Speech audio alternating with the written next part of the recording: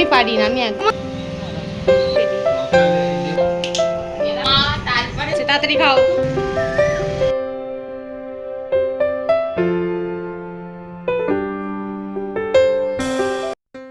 নমস্কার বন্ধুরা, কেমন আছেন সবাই? আমার বাড়ির গল্পগাথাতে আপনাদের স্বাগত জানাই। আজকে আবার সকাল সকাল ভিডিও শুরু করে দিলাম। আর অনেক সকালেও ঘুম থেকে উঠে পড়েছি, কারণ দাদা অফিস বেরোবে আর বৌদিও যতটা পারছে আমাকে সাহায্য করে দিচ্ছে কাজের। তো চলো কাজগুলো সেরে নিই। আর এইদিকে দাদা আর মিষ্টু কাল থেকেই পাজেল নিয়ে বসেছে। ওরা আর পাজেলটা আর করতেই পারছে না। বাবা চুলের মুঠি ধরে রাখে।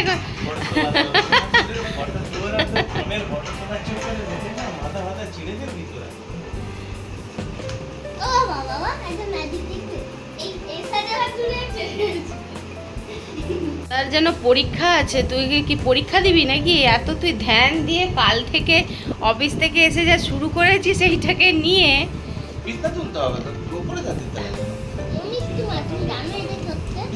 না রে বাবা, আমি জানি না, আমি পারি না, আমি তাড়াতাড়ি বেলো, তাড়াতাড়ি বেলো, তাড়াতাড়ি বেলো। বেলতেও পারে না। কি যে একটা ঘরে বউ আনলাম তার ঠিক নেই বাবা। পরের বারটা দেখে শুনেই আনবো। এদিকে আমার ঝটপট পরোটা ভাজা হয়ে যাচ্ছে, তার এখনো বেলা হচ্ছে না। ছ্যা ছ্যা ছ্যা।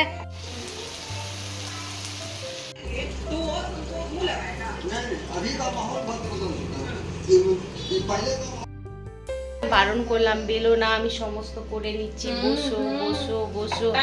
শুনবে না বউটা, বউটা একদম শুনতে চায় না, একদম শুনতে চায় না। এমনি একটু শুটকি হলে কি হবে, ভালো আমাদের বেশ। খুব শুটকি আবার খুব মুটকি। আর কিছু করতে হবে নাকি? এত তেল দিচ্ছ, এখন তো রান্না বাকি আছে নাকি? তোমার বর আমার জিম্মাতেই ছেড়ে দিয়ে গেছে। তোমাকে ওই দাদাকে যতই শোনাও যে দেখো ঘেমে গেলাম, নিয়ে গেলাম, তোমার বোন পরোটা বেলাচ্ছে, বাসন মাজাচ্ছে, তাও দাদা নিয়ে যাবে না। দাদা বলবে তুমি এখানেই আসতেই বারণ করেছিল। হ্যাঁ ব্যাস হয়ে গেল। আসার শাস্তি। মানে ওটা বিপদটা আমার হবে, ওকে বলা মানে। আর বলতে খালি বলবে ঠিক আছে আসতে তো হবে না, ধরে গো। আমি তো তাই করি। আমি আমি একটা জিনিস ছোটবেলা থেকে শিখেছি, তৈরি করো না, জিনিসটাকে সেখানেই কেটে দাও। হ্যাঁ, আমার যদি বোন তোমাকে খাটায় তুমি যাবে না। হ্যাঁ। আর দাদা যাচ্ছে অফিসে। দাদার আজকে খড়গপুরেই ডিউটি আছে, তো সেই কারণে দাদা আমার বাড়ির থেকেই চলে যাচ্ছে। আর অন্যান্য দিন তো কলকাতাতে যায়, তো শুক্রবার বা শনিবার এইরকম সাধারণত খড়গপুরেই ডিউটি পড়ে। আর এই যে আমি, ভাইজি, বৌদি সবাই মিলে দাদাকে আজকে আমরা ছাড়তে এসেছি। মানে একটা যেন কিনাই কি ব্যাপার হচ্ছে। আর দাদা যাওয়ার সময় বলল যে তোরা আজকে বিরিয়ানি কর রাত্রেবেলায়, তো আমি সমস্ত টাকা কড়ি দিয়ে যাচ্ছি, তোরা বাজার হাট করে নিবি, নিয়ে বিরিয়ানির সমস্ত ব্যবস্থা করবি, কারণ দাদার তো আসতে অনেকটাই সন্ধে হয়ে যাবে। তো সেই কারণে সকাল সকালই বিরিয়ানির ব্যবস্থাটাও আমরা করে নেব। ये हम हैं और ये हमारा मिष्टू माँ है और यहाँ पे टीवी चल रहा है, यहाँ पे टीवी चल रहा है। মনে হচ্ছে যোগ্যী বাড়ি চলছে গো। রে বাপ রে,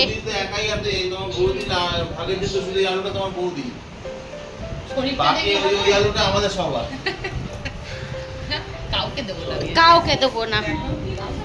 তাহলে আজকে হচ্ছে দই পটল, ওইদিকে হচ্ছে আমের চাটনি, হবে ডিমের ঝোল, তার জন্য আলু কাটা, ওইদিকে পেঁয়াজ কাটা হচ্ছে, এইদিকে রসুন ছাড়ানো হচ্ছে। আসল হবে রাত্রেবেলায় বিরিয়ানি। তো সেই বিরিয়ানি এসে দাঁড়িয়ে দিই, তো সেই কারণে বিরিয়ানির ওইদিকে আলু কাটা আছে, এবার পেঁয়াজ টিয়াজ সমস্ত কাটা চলছে। কোথায় গেল পেঁয়াজ? এই সকালবেলা বৌদি বসে বসে আমি কিন্তু খেয়ে নেবো কপ কপ করে। দেখ চানাচুর দিয়ে মাছ ভাজা দিয়ে পান্তা ভাত দিয়ে আমিও সব সব করে দুগাল খেয়ে ফেলি। সকালে এই যে বন্ধুরা ভিকিরি ভোজন শুরু হয়েছে আমাদের। আহ লপা লপা।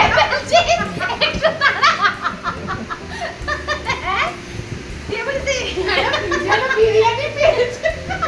আরে দাঁড়া, মাথা ঢুকিয়ে দিয়েছি, মাথা পান্তাভাতে এই দশা, বিরিয়ানিতে কি দশা? এবার আমি মাথা ঢুকাইছি।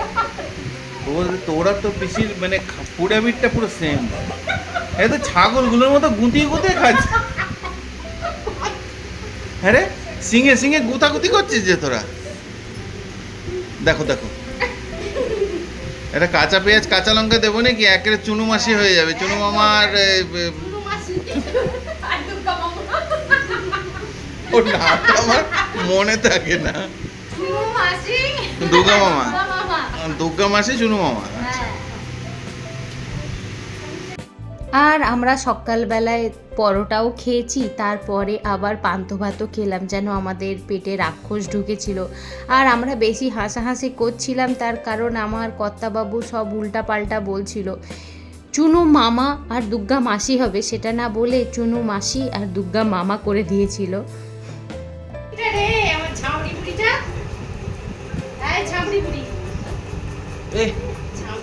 আরে দাঁড়া রে, এটা কি আমি? এটা আমি? আমি নই, এটা আমারও পুত্র। উচ্চ বলে একবার ঠাস করে এবার একটা মাথার মধ্যে গুদুম করে দেবো। মা তারপরে। আর আমার ভাইজির একটা খুব ভালো স্বভাব, বা যাই বলুন, যে আমি মানে যেই রান্নাঘরে থাকুক আর যেই যেখানেই থাকুক সেখানে যাবে, একবার করে দেখবে, তাকে জড়িয়ে ধরবে, তাকে একটু আদর করবে, আবার হয়তো সে টিভি দেখবে বা খেলবে। মানে সে সব সময়তে সবার খোঁজ খবর রাখতে চায় বা রাখে। আর এদিকে দেখুন আমার মোটামুটি রান্নাও হয়ে এসেছে। আর আমি আর মানে কি বলবো, সারাক্ষণ ভিডিও করতে পারিনি, এমনকি আমার বিরিয়ানি রান্নাও হয়ে গেছিলো। তারপরেই আমি আবার রাত্রেবেলায় খাওয়ার সময় বৌদি মনে করলো, হ্যাঁ গো তুমি তো বিরিয়ানির কোনো ভিডিওই করলে না, তাড়াতাড়ি করো বলতে আমি আবার ভিডিও শুরু করলাম। নাহলে না সত্যি কথা বলতে ভুলেই গিয়েছিলাম, কারণ এত গল্পের মধ্যে মানে মাঝে না আর মানে ভিডিও করার হয়নি। ভালো আছে তো? আচ্ছা ঠিক আছে, তাড়াতাড়ি খাও। হ্যাঁ মিট্টু মা আবার আসবে। হ্যাঁ বাবা, কতগুলো বেচারা হেলমেট ধরেছে। বৌদি চলে যাচ্ছ, কি আনন্দ হচ্ছে আমার। Tata bye bye. যাবে কে? একদম একদম। আমি আবার পরে এসে নিয়ে যাবো। আচ্ছা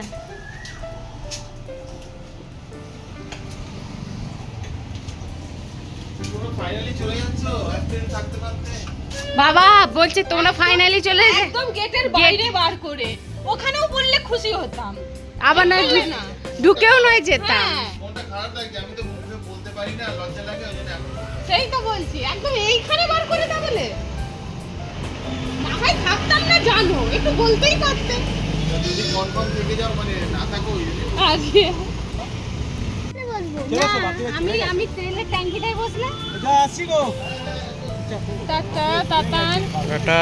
আর বুড়ি বুড়ু বাবা এই আসছি গো। হ্যাঁ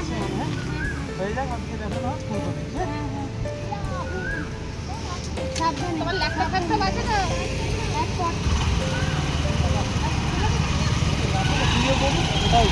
টাটা টাটা টাটা টাটা।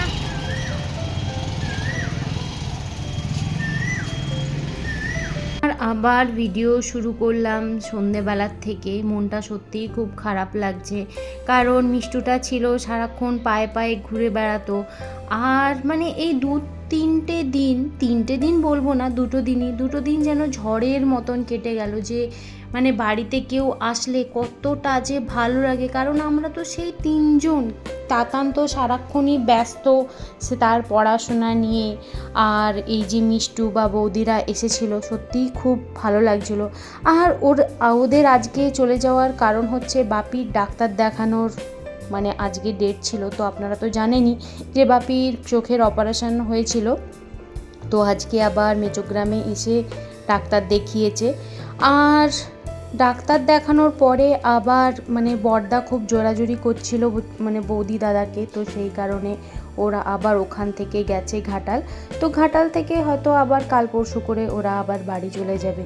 আর মিষ্টুটাও অনেক দিন কোথাও বেরোয়নি, ওরও পরীক্ষা করে বেচারা অস্থির হয়ে যাচ্ছিল। আর যাই হোক, মানে পড়াশোনা বাচ্চাদের থাকলে যা হয় আর কি, খুবই চাপে থাকতে হয়।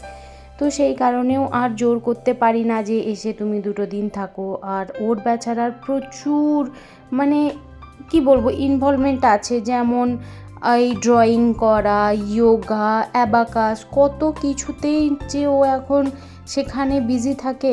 কারণ ছোটোবেলাতে তাতানো তখন বিজি থাকতো, এখন যেমন সমস্ত কিছুই উচ্চ মাধ্যমিক দেওয়ার জন্যে ছাড়িয়ে দেওয়া হয়েছে। তো সেই কারণে মিষ্টু খুব ব্যস্ত, আর ওকেও বলতে পারি না যে এসে থাক। আর এই আপনাদের সাথে গল্প করছি বা মনের কথাগুলো বলছি, সত্যিই খুব ভালো লাগছে। আর আমি তো বিশেষ কাউকে মনের কথা বলতে পারি না, আমি একটু চাপা। আমার যতই মন খারাপ লাগুক, কষ্ট হোক, আমি না চুপচাপই থাকি। তো এই আপনাদের সাথে গল্প করে বা এই মনের কথাগুলো জানিয়ে না আমার সত্যিই খুব হালকা লাগে, আর মাঝে মাঝে খুব ভালোও লাগে। আর যখন আমার কর্তাবাবুও এইগুলো মানে ভিডিওর মাধ্যমে দেখে, তখন ও বলেন যে না, খুব ভালো, তুমি যে কথাগুলো বলে ফেলছো এটা সত্যিই খুব ভালো, এত চেপে রেখো না মন খারাপ বা কিছু। তো চলো, আর কি, মানে সবাইকে তো বাড়ি যে যার ফিরতেই হবে, সব সময়তে তো আর থাকতে পারে না। আর এই যে চাউটা ভিজিয়ে রেখেছিলাম, বাসন মাজতে মাজতে মোটামুটি চাউটা ভালোভাবে ভিজেই গেছে। তো এবারে চাউটা করে নেবো। এদিকে তো টালুগুলো কেটে রেখেছিলাম, এবারে আলুটা ভালো করে আলু পেঁয়াজটা ধুয়ে নেবো। এখন তার কোনো সবজিও নেই সেরকম, মটরশুঁটি গাজর টাজর, তো আলু পেঁয়াজ দিয়েই করে নেবো।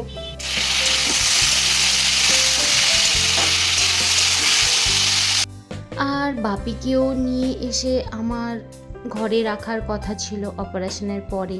তো অনেক মানে কিছু ভেবেছিলাম, অনেক আনন্দও লাগছিল যে বাপি এসে আমার কাছে কদিন থাকবে। তো যেটা হওয়ার সেটাই হয় সাধারণত। তো ভোটের জন্যে যেহেতু 20 তারিখে অপারেশন হয়ে গেছে, 27 তারিখে হওয়ার কথা ছিল, কিন্তু 20 তারিখে অপারেশন হয়ে গেছে, আর ভোট ছিল। তো সেই কারণে বাপি এসে আমার কাছে থাকতে পারেনি, বাপিকে ঘাটালেই চলে যেতে হয়েছিল। তো দেখা যাক কদিন বাদে যদি বাপিকে নিয়ে এসে আমার কাছে রাখতে পারি, তো সত্যিই মনটা একটু হালকা হবে বা ভালো লাগবে। কারণ মানে বাপিও একটুখানি বাইরে বেরোতে পারবে, বাপিও বহুদিন হলো বাপিও ঘরে কোথাও বেরোয়ও নি। আর দেখুন, আপনাদের সাথে গল্প করতে করতে আমার চাউমিনটাও সম্পূর্ণ রেডি হয়ে গেছে। এইবারে করে রেখে দিয়ে ছাদে যাব, কিছুক্ষণ ছাদে বসবো, কারণ সত্যি আজকের দিনটা না একদম ভালো লাগছে না, একদম ভালো লাগছে না, যেন খুব খারাপ লাগছে। আর ঘেমে তো চান করে গেছি, এবারে যাব গা ধুতে। গাটা ধুয়ে ছাদে গিয়ে বসবো, বেশ সুন্দর হাওয়া দিচ্ছে, প্রতিদিনই বসে থাকি ছাদে, তো একটু গিয়ে ছাদে বসবো। আর হাতগুলোয় কালি হয়ে গেছে, তার কারণ পিসির বাড়িতে গেছিলাম পিসির চুলে রং করতে। তো কি হয়েছে, আমি গ্লাভস নিয়ে যেতে ভুলে গেছি। তো কি করব, আবার আসবো আবার যাব, তো সেই কারণে হাতে করেই রং করে দিয়েছি। ও কাল পরশু করে উঠে যাবে, কোনো অসুবিধে নেই। দুটো হাতেই ভর্তি হয়ে গেছে, এটাতে বাসন মেজে বা এই করে, বা ডান হাতের যেহেতু কাজ হয় ওই জন্য উঠে গেছে, বাঁ হাতটাতে এখনও অনেকটাই আছে। তো চলো গাটা ধুয়ে নিই, ধুয়ে তারপরে আবার দেখা হচ্ছে। আর ছাদে এখন এত লাইট, তো এই যে কত লাইট লাগিয়েছে। আগে ছাদটা বেশ অন্ধকার অন্ধকার থাকতো, তো বসে থাকা যেত, এখন এত লাইট দিয়ে দিয়েছে, আমার তো মানে কর্তাবাবু বিরক্ত হয়ে নিচে চলে গেল, বলে দূর ভালো লাগছে না, এত লাইটের মধ্যে ছাদে বসা যায় না। তো সে নিচে চলে গেছে, আমি একাই এখন ছাদে বসে আছি। আর হালকা হালকা মেঘ করেছে, বেশ সুন্দর লাগছে। সেই কালকে সবাই মিলে বসে কত আড্ডা দিচ্ছিলাম, গল্প করছিলাম, আজকে আবার যে যার মতন একা যে যার বাড়িতে। তো যাই হোক, আজকের ভিডিওটা তাহলে এখানেই শেষ করছি। আমার ভিডিও যদি ভালো লেগে থাকে লাইক, কমেন্ট আর সাবস্ক্রাইব করবেন। আর যদি কোথাও ভুল করে থাকি ক্ষমা করবেন। সবাই ভালো থাকবেন, সুস্থ থাকবেন।